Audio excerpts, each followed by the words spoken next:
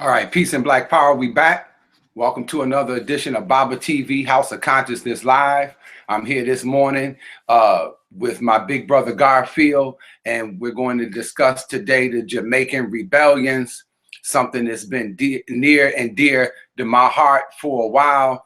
Our people in the islands are very strong. Some of the most rebellious captives, POWs you ever wanted to meet were in Jamaica, and my big brother Garfield will be discussing some of the Nat Turners over there, because they had a lot of Nat Turners over there today, and I'm just waiting for my brother to come in the chat room. He should be here shortly. It's cold out there today. I just got back from New York. It's very cold out there. Hold on 1 second. He should be in here. Let me give him a call.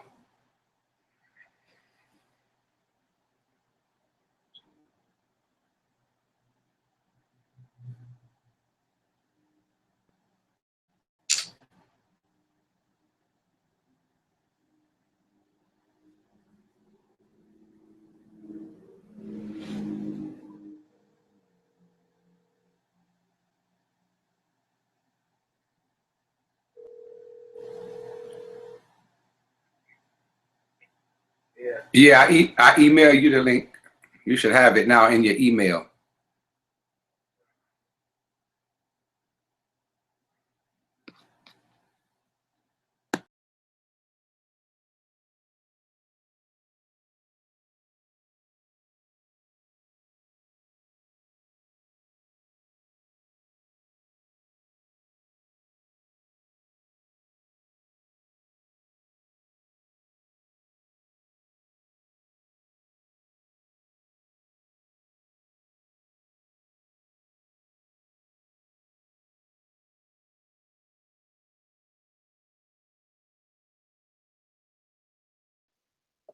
All right, we live. All right, let me jump off of this. All right, peace, Baba.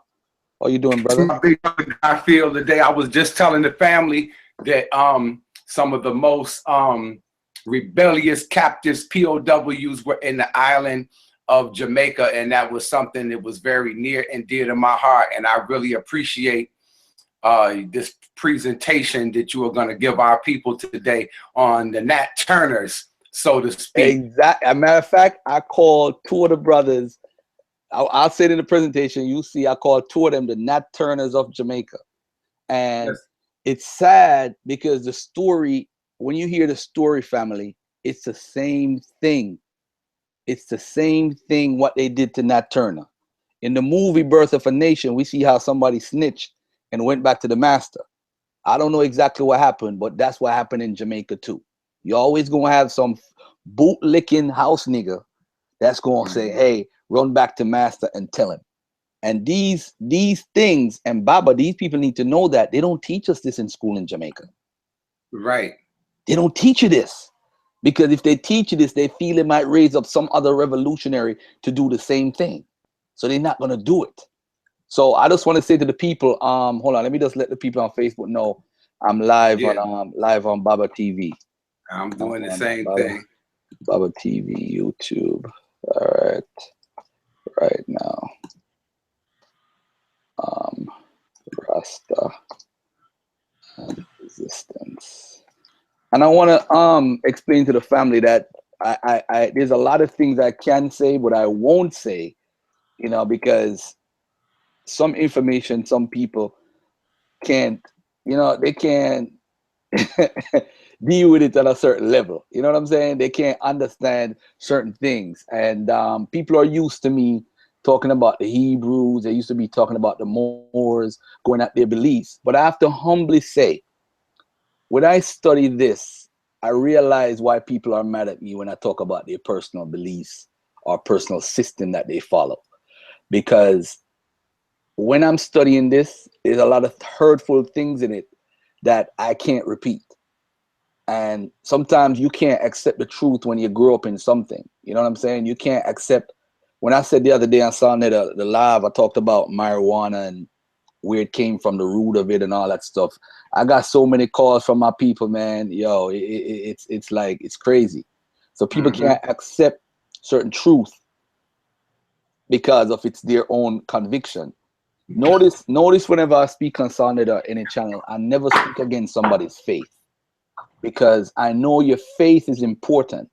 Your God that you call on, whether it's Allah, Yahweh. I never say anything really about Allah or Yahweh, but I speak about what archaeology, history, and external evidence can prove. I won't speak about Yahweh and what he's done, because that's a part of the unknown. Nobody really knows. So you join an organization that said, hey, we know. They have the God of the gaps theory. Because a lot of people say, Garfield, what do you believe in? Well, part of what I accept and know is a part of what Rasta is. And the first thing I'm going to say today is that Rasta is resistance, struggle, and rebellion against white supremacy. So that would tell us from me saying that originally that Rasta can mean anybody. It could mean you here in America. It could mean you in Africa, in South Africa. It could mean anybody. Rasta is all about struggle against white supremacy at the end of the day. And once you see what I present, you know, we're going to talk and back and forth, and we're going to get into some deep stuff. But hey, let me share my screen so we could just get into it. But before I start, does anybody have any questions in the audience that they want me to address before I get into anything? All right, let me just look at anything here. All right, cool. All right. So, hey, peace to the Truth Story. And man, that's one of my master teachers right there from the MBK and Dagger Squad. And he just said Nat Turner was Aiken, just like the Jamaica Maroons.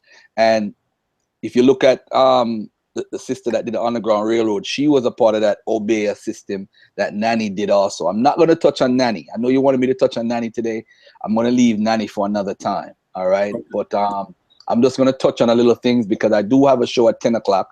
So if I rush a little thing, rush here, the thing here, I do have a show every Sunday at 10 o'clock called Man Cave Sundays. And actually I had a debate set up with my brother Rob Bond and another brother, Hebrew brother, debating about Sumer and all that archaeology stuff.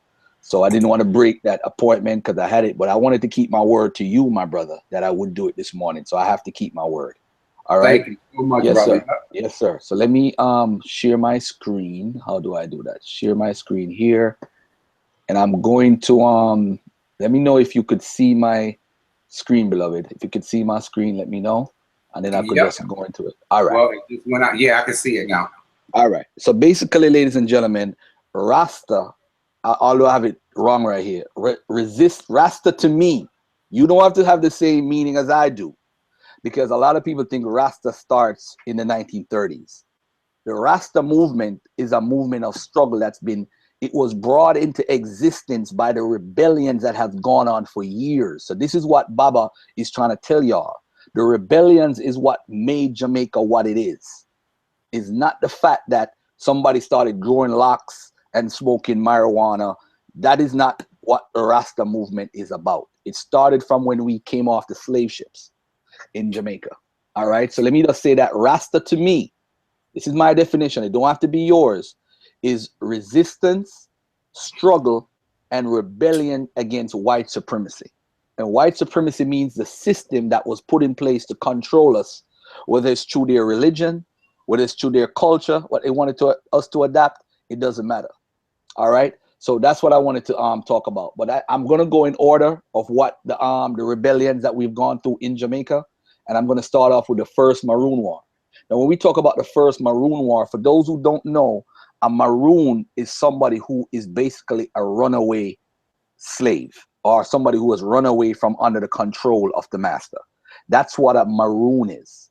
So let's just don't get it twisted. A Maroon at the time could be somebody who was native to the country, somebody who was captured, or anybody who was imported as a slave and was brought into the country. And the reason why we started 1665, although as natives, they were there way before anyone came into the country, is that 1665 is a period where 1655, 10 years earlier, Jamaica was a Spanish country. We spoke Spanish at one time. Those were the first people that were quote unquote invaders that came into the country. So once those invaders came in, the British eventually had a little beef with them, came over, took over the country. So Spanish Town was the capital at the time when the Spain people were there. Spanish people were there. Spanish Town was the capital. So they took over, the British took over. And what happened is, because of the Maroons and the Maroons fighting and so forth, it made it hard for the transition for the British. So eventually, the Maroons and the British, they had a little, you know, a little ceasefire and whatever, and they worked it out. But between 1665 and 1740, there were many wars or many rebellions that the Jamaicans had. We were the most rebellious island in the Caribbean, in my opinion. We had some of the largest rebellions, the most devastating rebellions. And when you talk about monetary wise, over 500,000 at one point it cost the British government at that time period. That's how much money it cost them. But remember, Jamaica was known for their sugar plantations.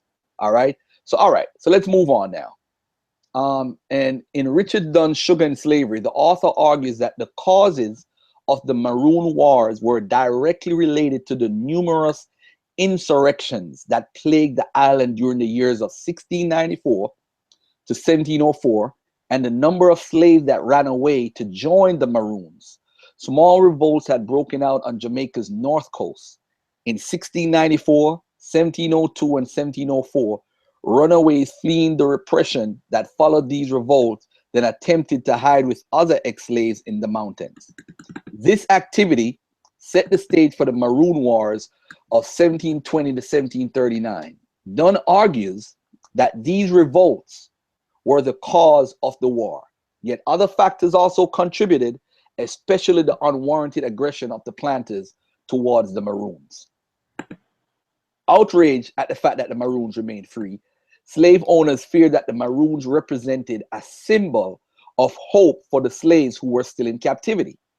The Maroon villages were a place of refuge for the runaway slaves, Edward says, from time to time, without the least provocation, and by their barbarities and outrages, the Maroons intimidated the whites from venturing to any considerable distance from the seacoast. The island was the whites, and the slavery, the Africans' proper state, or so thought the planters. And planters even feared that the Maroons' independence undermined the property value of their own land. Edwards also makes mention of the fact that the English were offended when the Maroons inadvertently refused the proclamation offered by Lieutenant Governor Sir Charles Littleton.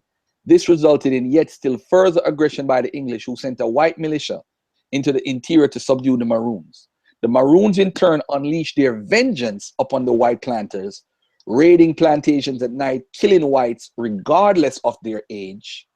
Even after the first Maroon War ended. And by the way, let me go back to something here.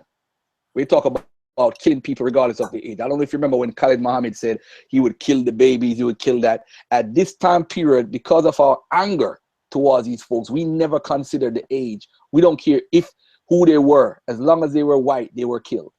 Even after the first Maroon War ended in the famous treaty between the leader Cudjoe and the colonial government of Jamaica, conflict between the two warring parties continued.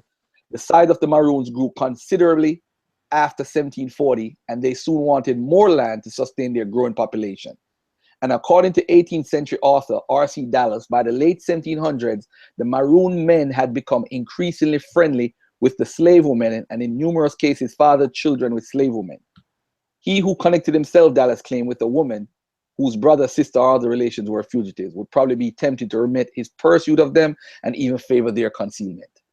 What this meant was that when the relatives of these Maroon children ran away from the plantations, the Maroons were more than eager to help these new runaways.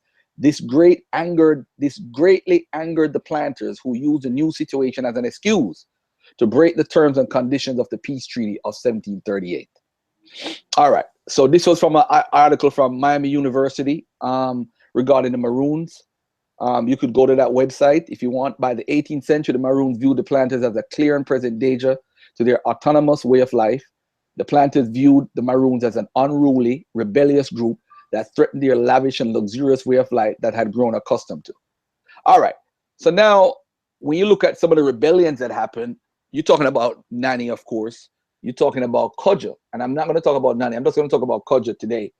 Kodjo was the leader of Jamaica's Maroons, a fugitive black slave during the First Maroon War between the British colonial government and the communities of runaway slaves in the island's mountainous interior. With his sister Nani and his brothers, Akompong, Johnny, and Kwaku, and Kodjo led 5,000 rebel slaves in a successful armed resistance to re-enslavement, forcing the British government to grant them a degree of semi-autonomy that continues in force today under Jamaica's independent government. This achievement places Kodjo among the ranks of the most successful opponents of slavery in the history of Americas. According to Maroon oral tradition, Kodjo was the son of Naquan, a prince or chief of the Akan, a Coromantine people of West Africa's Gold Coast region in what is modern-day Ghana. Captured with 600 of his tribespeople by Spaniards, Naquan was sold into slavery in Spanish Jamaica in the 1640s. Shortly after his arrival, he instigated a revolt against his new masters and led them into the island's rugged interior, establishing the first community of Maroons from the Spanish Cimarron. Runaways continued to increase the Maroon population, especially during the English conquest of Jamaica in 1655, when many former Spanish slaves took advantage of the chaos to flee enslavement. Kodjo was born into this free community in the late 17th century and succeeded to the chiefdom upon his father's death at the advanced age of 90. To protect the Maroon community from frequent British raids against them, Kodjo divided them into 5 towns, 3 in the eastern Blue Mountains and 2 in the nearly impenetrable Cockpit country in the west, and placed his sister and brothers in charge of different communities. Once open hostilities of the First Maroon War erupted in 1730, command of the Maroons divided between Kodjo in the west and Nani in the east. Under their leadership, the Maroons practiced a highly skilled form of guerrilla warfare, complete with a form of camouflage known as ambush, and an elaborate communication system using native horns and drums. Now, I want to point out to a lot of people that with the folks that they took from West Africa, some of them were already warriors. So they knew how to fight because they grew up in a system when they already were prepared for war and they had their own communities. So when you look at Kodjo and Nani, the brother and sister, they grew up in West Africa, the Gold Coast, where they were already in position to defend and fight and so forth. So they brought some of those tactics that they knew from West Africa to Jamaica. All right, this is how we could connect ourselves to West Africa and know we're in a way where we come from, because we pick up on certain things. You know, we pick up on the Anansi story and different stories that the Akan holds and stories that we know from West Africa or Ghana. And we continue those traditions orally, you know, because there's stories that my mom told me orally that I never learned in school regarding this culture. All right. Although Kodjo failed to gain his foremost wish to be repatriated to West Africa, the treaty terms provided unprecedented liberty to the former slaves. The Maroons were ceded the lands they held at the armistice. The British and the Maroons observed a 3-mile no man's land between their respective territories. Kodjo and his successors had full sovereignty over their people, except the power to execute malefactors. And the Maroons agreed not to harbor future runaway slaves. Now, this agreement originally was not followed by the Maroons, and eventually they did start doing it, because basically what the Maroons were doing, the British didn't want more runaway slaves, so they say, you know what, you could have your land, we'll have an overseer there, make sure you do what you got to do, you're going to be in charge of the land, but we're going to be there too, but we're not going to attack you anymore, we're not going to stop you from being independent right here. But the issue is, they didn't want future runaway slaves, so they agreed to capture them and return any they found to the British authorities in exchange for a bounty, money or whatever. This last provision, as you can see right here in the line, Maroons agreed not to harbor future runaway slaves, returning any they found to the British authorities in exchange for a bounty. This last provision has complicated the Maroons' relationship with descendants of other Africans in Jamaica. Known for many years by the enslaved and free black communities as the King's Negroes, the fiercely independent Maroons stand as symbols of both collaboration and successful resistance to slavery. So in a way, you're happy that the Maroons broke away and had their own spot, but they were still under some sort of British control. You know what I'm saying? Because they was returning people that was running away, and they ended up working for the government in a sense. All right. But on the other hand, The British realized they couldn't beat them up. So they say, you know what, let's just give them this for the sake of giving them that so there's no problems. Kodjo died suddenly at Nannytown in the Blue Mountain 5 years after peace was concluded and was succeeded by his brother Akompong. The epitaph on his now lost grave marker written by Stephen Gregory Harris, a Briton who had settled among the Maroons many years earlier, read, Kodjo, a Maroon forever free. The impact of Kodjo's military victory is suggested by Milton McFarlane, one of Kodjo's descendants, who remarked that it probably would have taken them, the British abolitionists, twice as long to abolish slavery had it not been for the Maroon victory that gave the British cause to think. McFarlane, 1977. This area was written by Thomas W. Creese, and of course, the book is the Historical Encyclopedia of World Slavery, Volume 1, Volume 7 by Junius P. Rodriguez, page 203. All right. So now let me move on. Before I go to the Jamaicans, Nat Turners, hold on, let me just check something real quickly here. If we have any questions in the side chat or anything, anybody want to ask any questions? I am here. I do. Real briefly, Brother Garfield, and it was said that Marcus Garvey came directly from the Maroons. Is that true? To be honest, Marcus Garvey was in St. Anne's, so he was connected, because I'm going to show like there's an Ocherius connection, and the Ocherius connection is with that St. Anne's area, the North Coast, that's where majority of the Akan people went. So that's how Garvey's connected, because in that area, you see, when I talk about the Jamaican Nat Turners, you're going to see the Takiwars. He particularly singled out the people who was from his culture, the Akan. So the Akan people were some fighters and warriors, and Marcus Garvey grew up around that area. So more than likely, he was a part of the whole Akan clan. I've never really researched that. I don't know if my brother Danny, true historian, has, but he grew up in St. Anne's, and that's where they were. So we have to take in consideration, it's speculation on my part, but more than likely it's a possibility, because based on what he has done and where he was, you know what I'm saying? So I would go as far as saying it's a strong possibility that he was a part of that. You know, It fits. Yeah, it fits. But for me right now, it's speculation because I haven't looked into it. You know what I'm saying? So I'm not gonna jump and say 100% yes. I would have to research it, and I would have to put some time into doing a full research on that whole thing as far as him being directly from there. But for now, I would say the brother is connected to the Akan based on that. And I'm sure my brother Truth Story, and he's in the chat, basically probably agreeing and saying, you know what, maybe it's true or whatever. But I'm not gonna put that, because, you know, when you deal with scholarship, you know, sometimes you can assume, but I don't want to speculate. Based on his fight, based on the era where he grew up, he was definitely a part, because he grew up in St. Anne's. If you know his history, he was in the fighting area. That's where all these people are from. There's no coincidence. That's where all of them are from. Go ahead, Baba. Let me get my hold on 1 second. Go ahead, Baba. You could speak for, give me 10 seconds.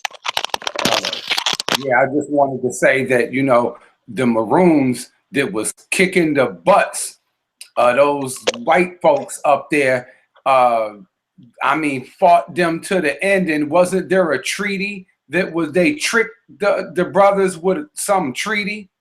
Yeah, the treaty that they had, right, was a treaty basically for peace, because the British to be honest with you, the Maroons didn't have to what do you call it, go by the treaty.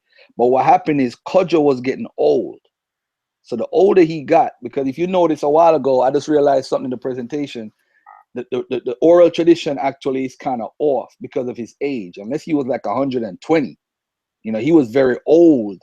So for him to be at a certain age and do certain things, it don't really make any sense. So we'd have to, I'm gonna have to look into that. All right, but I will say, as my brother Truth Story said, it's possible for sure that, you know, the Maroons and so forth. All right, let's look at this though. With the deal that they cut, the treaty, they still had the overseer over them. They had one representative, the British representative, that was there, you know, because they didn't want to fight. And they were in the game of making money through the sugar plantation business. That's what the British was concerned about. You know what I'm saying? So for them, it's more of a money maker. They want to make sure that their money is in order. They could do certain things. So what happened is they were in a I think they were in a 7-year war. So with Spain and France. So this was like the perfect time. But I'm going to talk about that further on when we get to the Second Maroon War. All right. But for now, let me just say, let's move on to the Jamaicas Nat Turners, who I would call Taki, which I spelled it the Akon way. We spell it in English Tacky, the Taki's War, and Three Finger Jack.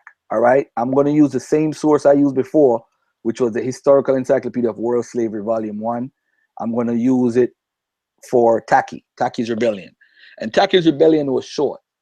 And I'm doing things in numerical order so that people can understand the growth of the Rasta movement. It's not just about Haile Selassie being hail emperor and being the king of Ethiopia, but this was something that was brewing, that pastors and preachers and spiritualists would talk about. There was going to be somebody who will rule in Africa. So that's the mentality that we have to think about when we're looking at all these things from 200 years before and how we grew into that. Because remember, the British would export people who were too hostile for them to other countries. You know, brother Danny just put they sent them to Sierra Leone or whatever. But the issue is they would send them to different islands like Belize. They would send them after different wars and so forth. All right, and we're going to get into that shortly.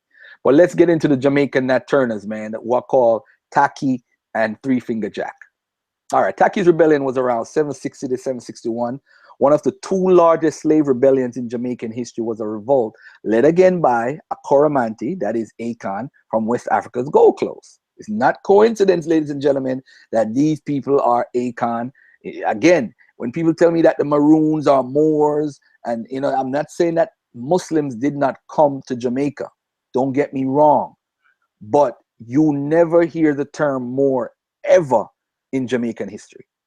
I have never heard the term Moor in Jamaican history, ever. And my mom was a history teacher. Never heard the term in Jamaica when I learned, not that they would teach us anyway, but I've never heard anybody until I came to this country saying that the people in Jamaica were Moors or whatever. Never heard that. So if you notice, and you're reading the history here, you notice they talk about the Akon, the Coromantee, and these are the people who are beating them up. You don't see nobody talking about no Quran. And bear in mind, I'm not saying Islam was never in Jamaica. Don't get me wrong, because a lot of people were converted to Islam before they even came on a boat. So 30% of the people that came over on the slave trade, that's the statistic that they have. The consensus is that 30% of the slaves that came over were Muslims. Of course, some going to be in Jamaica. All right, maybe another day I'll get into that. But the Maroons were never Moors per se. They weren't that. They were more of the Akon, the Coromantees, as we call them. They were that kind of people. That's the tradition, the background that they have. That fighting, rebellious, what you call it, root. That's the root of them. All right. Anyway, Taki that began in, see again, the slave known as Taki that began in St. Mary's Parish. Again, that's where, what's his name come from? Around that region. That's where Marcus Garvey come from. All right. Parish in 1760 and eventually spread across the island. Taki organized a rebellion along ethnic lines. Did people hear what I just said? Taki organized a rebellion along ethnic lines, reportedly involving almost every Akon slave in Jamaica, but not mobilizing slaves from other African ethnic groups. That's very important. The revolt began on Easter Day, April 7th, 1760, with an attack on the fort at Port Maria, where 150 slaves seized gunpowder and muskets before marching south, gathering new recruits as they went. This sounds like Nat Turner.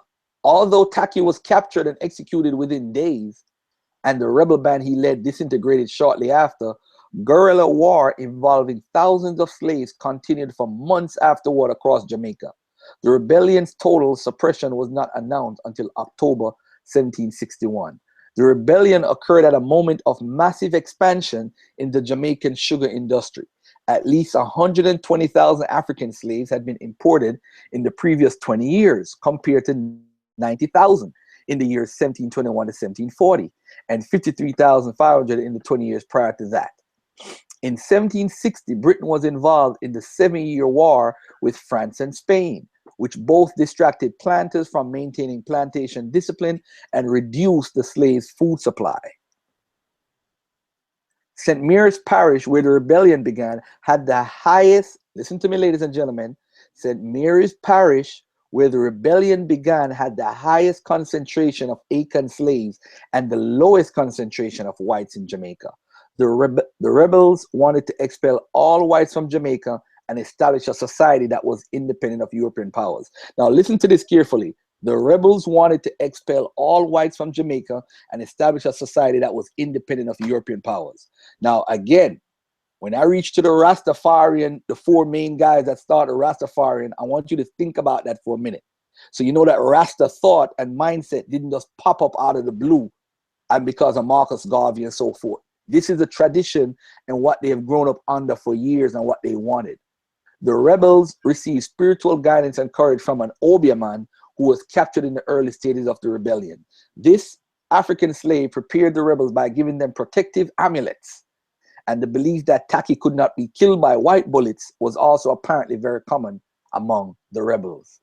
The rebellion spread beyond St. Mary's, with conspiracies and uprisings reported in Kingston, Spanish Town, Clarendon, St. Elizabeth, St. James, and Westmoreland. Although Taki's band of rebels was dissipated relatively quickly, ongoing disturbances continued for months in the western part of the island. By the time the rebellion was completely suppressed, nearly 400 slave rebels had been killed in fighting and another 100 executed, and around 500 transported mainly to British Honduras, now Belize. About 60 whites and another 63 blacks and people of color had been killed by rebels. So now their solution, the British, was to transport 500 of these guys to British Honduras. All right, let me take a look in the chat. Artie Buckley's funny. Was Westmoreland named by the Moors? Funny guy. All right, Brother Garfield, talk a little bit about Leonard Howell, because a lot of us, some of us have swept him under the rug, but he's a very intricate part in the foundation of Rastafari. Yeah, definitely. All right, let me sweep through my presentation and come down to Leonard Howell a little bit, and let me just apologize to everybody. We started late, but let me get to Leonard Howell real quickly here, and it's not Leonard Howell alone.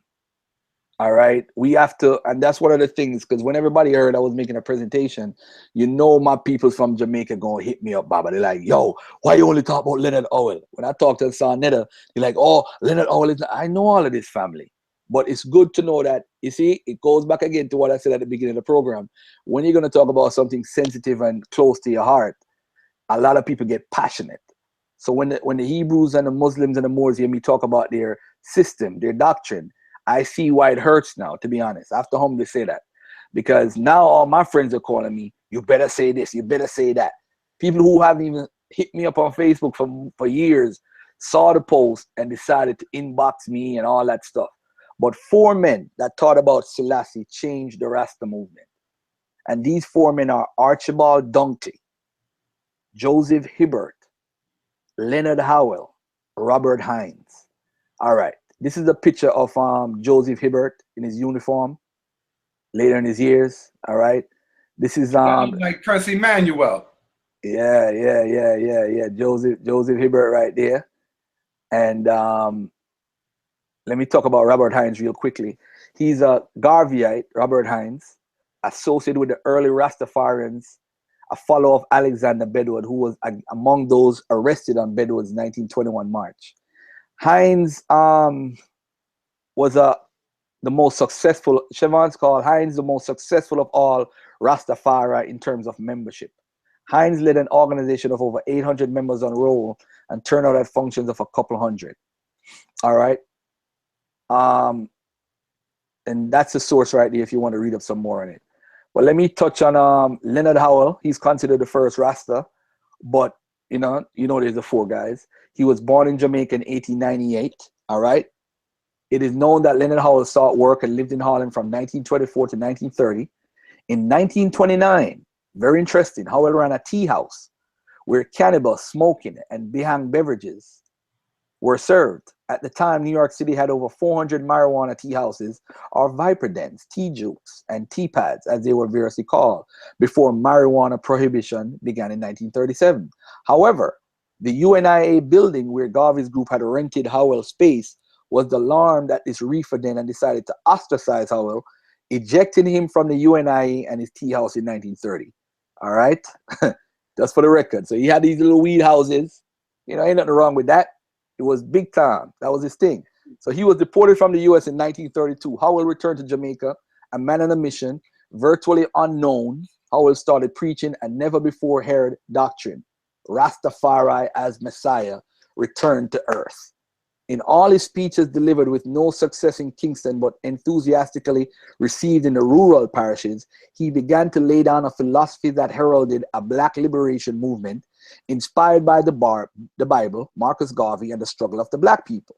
A spiritually uplifting code of behavior and belief under the divine inspiration of Rastafari, Makanen, Emperor Haile Selassie I. This is a picture of Garvey and him right here. This is him on the left, Leonard Howell. All right. I don't know who the brother is in the middle. All right. The 6 things that Leonard Howell went by, the father of the Rastafarian movement. Now, I want you to go back to what I read in 1760 with the Taki and look at this. 1, hatred for the white race. 2, the complete superiority of the black race.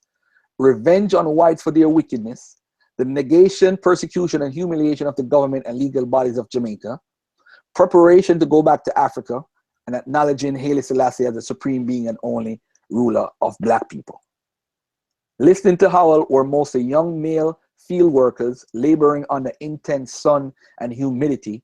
Many of them smoked ganja, as it was called, day and night. The cannabis was brought to Jamaica by Indian merchants in 1882 and was found fertile growing conditions on the island, where it was used in alcohol, tinctures, salves, and oils. It was around 1990 when ganja was smoked, usually by young plantation workers, as it kept them musical and cool in the heat. The ganja also directed their thoughts to social injustice.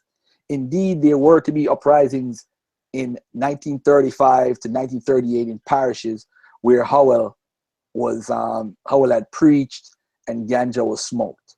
All right, I'm going to leave it right there for now with Howell. And what I'm going to do is I'm going to touch on something real quickly here. For those cause since that we kind of like rushing. All right, we have I didn't get to talk about Paul Bogle and I didn't get to talk about Sam Sharp and the Baptist War. I didn't get to talk about Paul Bogle and George William Gordon being hung and killed back-to-back days, October 23rd and October 24th, 1865, I think, which was those are 2 national heroes, by the way, and Sam Sharp is a national hero. So out of this Howell movement, you had these guys that came up. You had 4 different type of Rastafarians, the main ones. You had the Bobo Ashanti. You had the Youth Black Faith, which is the Nyabingi. You had the Howellites. And you had one more. The 12 tribes?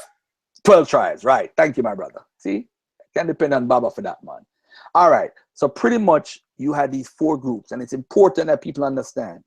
The Nyabingi is the youth who started to grow their locks in a rebellious manner to say that, hey, we're growing our locks and we're gonna go around and we're gonna go against this government. These people from the youth black movement, man, they were some serious guys. They call them the Youth Black Faith grew in numbers. A new structure consisting of a chairman and tableman replaced the leader, chaplain, and so forth. They were very disciplined. They were not passionate in denouncing traditional practices related to those of the early revival traditions. And people need to understand, though, they started in 1949, but this was the youth. This was a youth movement. And it is key that we understand that they revolted against the revival tradition and Obeah, who burned candles and oils. So the Nyabingi never lived up, because you had Bedward, who was a revivalist. You know what I'm saying? And teach about Obeah and doing spirit stuff and burning candles and oils. They were totally against that tradition. That tradition was with Robert Hines, who's one of the 4 guys who was the main guys at the beginning. The youth black faith were against that since the Apostle John had declared Christ the only golden candlesticks. These young brethren respected their elder leaders, but were looking for more active reform. They wanted to eliminate practice that related to those of the revival tradition. They wanted to distinguish themselves. You know what I'm saying? So they had order, man. I mean, every Wednesday night was prayer night. This was a duty and an obligation. Punctuality and conduct were taken into consideration, and duties of young black faith members. In order to be in this group, one's faith had to be pure. If one was given the name of warrior, it meant that their conviction was noticed and they were an accepted member of the youth black faith. Now, before I even go into more into that, so remember, you had the youth black faith, which is Nyabingi, you had the 12 tribes, you have the Bobo Ashanti, and you have the people who follow Howell, Leonard Howell, the Howellites. Now, Howell and the gentleman called, I said his name earlier, not Dunkley. Leonard Howell and Joseph Hibbert merged. Now, when Selassie came to Jamaica, Howell didn't meet up with it in person, but it's alleged that Hibbert did. And what Selassie did was he sent somebody from the Ethiopian Orthodox Church. So when Leonard Howell was in jail or whenever he was in St. Thomas, Hibbert brought the Ethiopian Orthodox to Leonard Howell's movement. Leonard Howell, when he came out of jail or returned, he did not like it. So he kicked Joseph Hibbert out. So the connection with Selassie and the Ethiopian Orthodox Church was through Hibbert, which had his own little thing going. All right. I didn't even get to talk about the Hindu connection and the whole Rastafarian thing about, but, I mean, a lot of things trace back to Africa. A lot of things trace back to the Indian Hindu connection. I mean, curry goat, we know curry goat is a food, or curry chicken that we like is an Indian thing. Certain things as far as the smoking, the locking up of the hair and so forth, a lot of those things have to do with the Hindus. Not saying that we didn't lock our hairs. You look at the Momo people, you look at the people in what is it? Not Nigeria, in Zimbabwe. They also had locks and so forth. So it's not like they originated locks. Uprising, right? What is it? Dan Biko. Mm-hmm. Yes, sir. So those are the things that we incorporated in it. But let me tell you something, man. These 4 groups, I'm going to get into it another day. Me and Bob are going to set it up. But just to continue, just remember, it's Robert Hines, Archibald Dunkley, Joseph Hibbert, and Leonard Howell. Those are the people that preaching that Selassie was the fulfillment and he's the Messiah, or something to that effect. They all didn't teach the same thing, but they pretty much talked about a king in Africa. And what made Selassie special was the claim of the Kebra Nagas when he used that he was a part of the Solomon and David lineage. And this is what people might say I'm wrong or right, but this is what Selassie and the Rastafarians have over a regular Hebrew or a Christian. They could say that the tradition shows that he's related to the lineage of David. Whether it's true or not, that's what their history says. In the Christian history, I mean, we have somebody that allegedly is, connected to David, but we don't know for sure. But with this guy, it's a part of his history. True or not, it is, and we have to respect that. You know what I'm saying? If I'm talking about it, if it's a debate segment, then it's different. I could come with something else. But as far as the historical part of it, of what they believe and what they follow, they're saying that David and Solomon is in the lineage of Haile Selassie, Rastafari. All right. So I'm going to leave it there for now, family. If anybody have any questions, I'm going to take it. I'm late for my next program.